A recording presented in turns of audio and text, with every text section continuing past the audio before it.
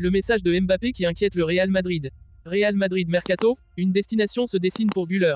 Achraf Hakimi, convaincu par Mbappé, un retour au Real Madrid en vue. Avant de commencer, si c'est la première fois que tu passes ici, je t'invite donc à t'abonner, c'est gratuit, ça prend 2 secondes et ça fait plaisir.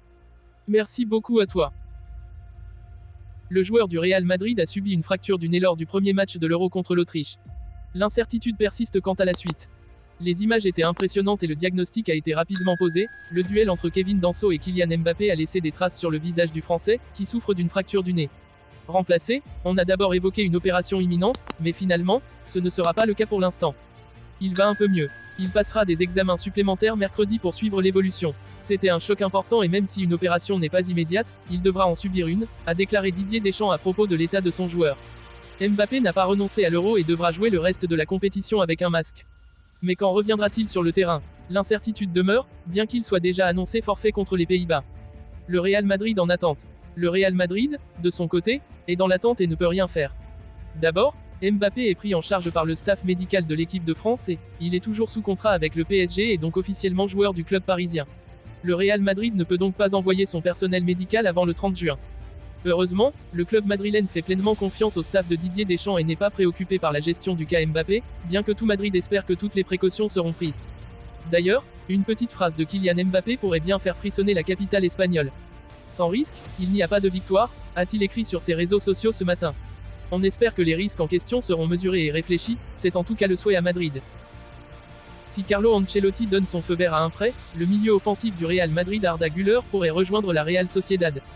Lors du match Turquie-Géorgie, 3-1, Arda Güler a inscrit un but magnifique, une frappe enroulée du gauche de 25 mètres en pleine lucarne, démontrant ainsi l'étendue de son talent.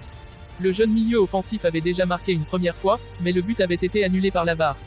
Après une saison mitigée au Real Madrid, marquée par des blessures et des apparitions limitées, l'ancien joueur de Fenerbahçe révèle tout son potentiel. Vers la Real Sociedad, cependant, il pourrait avoir du mal à s'imposer chez les champions d'Europe la saison prochaine. À 19 ans, il manque encore d'expérience au plus haut niveau, et la concurrence est extrêmement forte chez les merengues. C'est pourquoi un prêt est envisagé, en attente de l'accord de Carlo Ancelotti. D'après Mundo Deportivo, la destination de Güler serait la Real Sociedad. Le club basque pratique un football élégant et offensif, un environnement où le talent turc devrait pouvoir s'épanouir pleinement. Le mercato estival pourrait réserver une énorme surprise avec la possible réunion de 2 étoiles du football, Achraf Hakimi et Kylian Mbappé.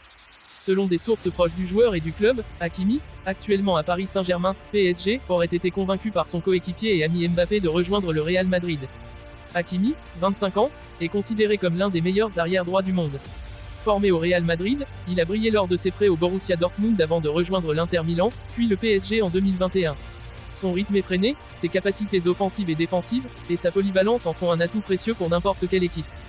Kylian Mbappé, joueur du Real Madrid, aurait joué un rôle clé dans cette décision. Les deux joueurs, très proches sur et en dehors du terrain, ont développé une forte amitié à Paris. Mbappé, conscient de l'importance de renforcer le secteur défensif du Real Madrid avec des joueurs de qualité, aurait utilisé son influence pour persuader Hakimi de faire son retour au club qu'il a vu grandir. Le Real Madrid, toujours en quête des meilleurs talents pour son effectif, voit en Hakimi une opportunité en or de renforcer son flanc droit. Carlo Ancelotti, le manager des merengues, serait enthousiaste à l'idée de travailler avec le Marocain, connu pour son dynamisme et sa capacité à transformer la défense en attaque en un clin d'œil. Des discussions préliminaires auraient déjà eu lieu entre les représentants de Hakimi et les dirigeants du Real Madrid. Le PSG, bien que réticent à laisser partir l'un de ses meilleurs joueurs, pourrait envisager une négociation si une offre substantielle est présentée. On parle d'un montant avoisinant les 70 millions d'euros, ce qui représenterait un investissement significatif mais justifié par la qualité et le potentiel de Hakimi. Pour Hakimi, un retour au Real Madrid ne serait pas seulement un défi sportif, mais aussi un retour aux sources.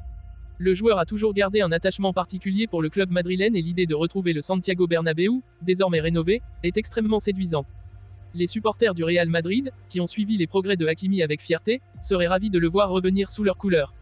Pour les fans du PSG, la perspective de perdre Hakimi serait un coup dur, mais ils comprennent que l'appel de Madrid et la perspective de jouer aux côtés de Mbappé au sein des merengues sont des facteurs difficiles à ignorer. Alors que le mercato est ouvert, cette histoire pourrait devenir l'un des feuilletons les plus captivants de l'été. L'influence de Mbappé, combinée à l'intérêt du Real Madrid, pourrait bien orchestrer le retour triomphal d'Achraf Hakimi dans la capitale espagnole. Affaire à suivre de très près. Le capitaine de l'Argentine, Lionel Messi, s'est confié sur la chaîne YouTube, Dispuestos a todo, avant le début de la Copa América. Selon Messi, l'élimination de l'Argentine qui l'a le plus marqué est celle de la Copa América 2011, organisée en Argentine, où l'Albiceleste a été battu 4-5 au tir au but par l'Uruguay en quart de finale. Je me souviens de la Copa América 2011 à Santa Fe, où j'ai été insulté de tous les noms. Ce fut une période difficile pour moi et pour toute l'équipe nationale, a révélé Messi. Messi a aussi partagé qu'il dormait seul dans les camps d'entraînement de l'équipe nationale argentine depuis que Sergio Kun Agüero a pris sa retraite. Lorsqu'on lui a demandé avec quel joueur il s'était le plus souvent disputé sur le terrain, l'Argentin a immédiatement nommé Sergio Ramos, ancien joueur du Real Madrid. Avec Ramos, nous nous sommes beaucoup disputés. C'est le joueur avec lequel je me suis le plus énervé. Ensuite, nous avons été coéquipiers au PSG, mais lors des Clásicos, on s'accrochait toujours. Les Clásicos étaient intenses. Parlant de ses coéquipiers de l'Albiceleste, il a indiqué « Otamendi est celui qui s'habille le mieux en équipe nationale, Di Maria fait les meilleurs matés, et De Paul est le plus désordonné ». Messi a également admis qu'il ne connaissait pas son pays aussi bien qu'il le souhaiterait et qu'après sa retraite, il aimerait voyager et visiter les chutes d'Iguassou. Antonella et moi en parlons souvent, nous voulons les voir. Notre pays a des endroits merveilleux. Beaucoup de gens me parlent de lieux que je ne connais pas, comme les chutes, un endroit emblématique pour nous. J'aimerais y aller, elle y est allée avec les enfants. À propos de son époux, Anton Larocuzzo, et mère de ses 3 enfants, Messi a raconté qu'il la connaissait depuis son enfance, car il jouait avec son cousin Lucas dans les équipes de jeunes des Newell's Old Boys. Nous nous sommes rencontrés très jeunes, je visitais souvent chez elle. Je l'ai toujours aimée. À l'époque, on nous appelait les Amigovios. Puis, à 13 ans, je suis parti en Espagne et nous nous sommes perdus de vue. La communication était plus difficile qu'aujourd'hui. C'était par lettres, mail ou quelques appels téléphoniques, car les appels internationaux coûtaient cher, a expliqué Messi.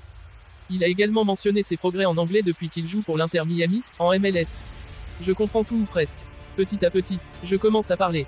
Je me détends et m'encourage à parler. En parlant de ses plats préférés, la star argentine a affirmé que les asados étaient ses favoris. Nous en faisons toujours à la maison, lors des barbecues familiaux. J'aime recevoir des gens et j'adore les desserts, une bonne glace après la viande. Messi a également avoué qu'il préférait l'été. J'ai du mal avec le froid, a-t-il ajouté. Être avec sa famille à Rosario est pour lui, sacré. Quant aux autres sports qu'il apprécie, il a déclaré « Je ne suis pas doué pour le padel, mais j'aime ça. J'aime aussi le tennis, mais je ne sais pas y jouer. Avec Antonella, nous avons pris quelques cours, mais nous n'avons pas continué.